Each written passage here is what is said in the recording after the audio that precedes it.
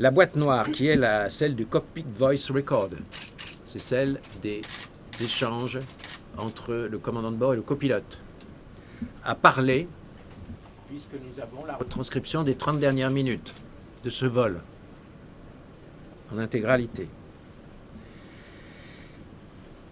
Durant les 20 premières minutes, les deux pilotes échangent tout à fait de façon normale, et même de façon qu'on pourrait qualifier d'enjouée, de courtoise,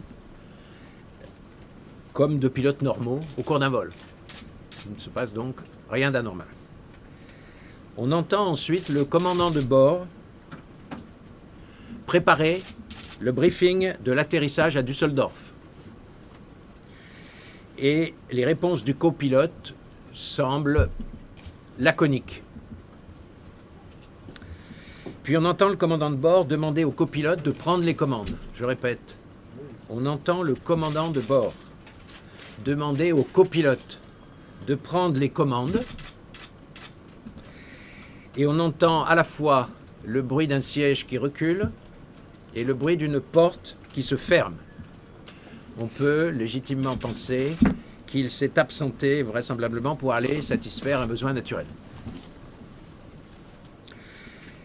À ce moment-là, le copilote est donc seul aux commandes. C'est alors qu'il est seul que le copilote manipule les boutons de ce qu'on appelle le Flight Monitoring System pour actionner la descente de l'appareil.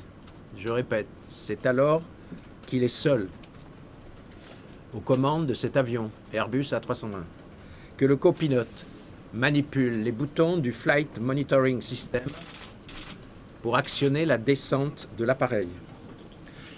L'action sur ce sélectionneur d'altitude ne peut être que volontaire. L'action sur ce sélectionneur d'altitude ne peut être que volontaire. On entend plusieurs appels du commandant de bord demandant l'accès à la cabine de pilotage. Et ce, par l'intermédiaire de ce qu'on appelle l'appel cabine. En l'espèce, c'est un interphone avec une visio. Donc on peut dire qu'il s'est montré, il s'est identifié, mais aucune réponse de la part du copilote. Il a tapé pour se manifester comme pour demander l'ouverture de la porte et il n'a eu aucune réponse du copilote. La boîte noire, qui est celle du Cockpit Voice Record, c'est celle des échanges entre le commandant de bord et le copilote, a parlé, puisque nous avons la retranscription des 30 dernières minutes de ce vol, en intégralité. Durant les 20 premières minutes, les deux pilotes échangent tout à fait de façon normale, et même de façon qu'on pourrait qualifier d'enjouée, de courtoise, comme de pilotes normaux au cours d'un vol. Il ne se passe donc rien d'anormal. On entend ensuite le commandant de bord préparer le briefing de l'atterrissage à Düsseldorf.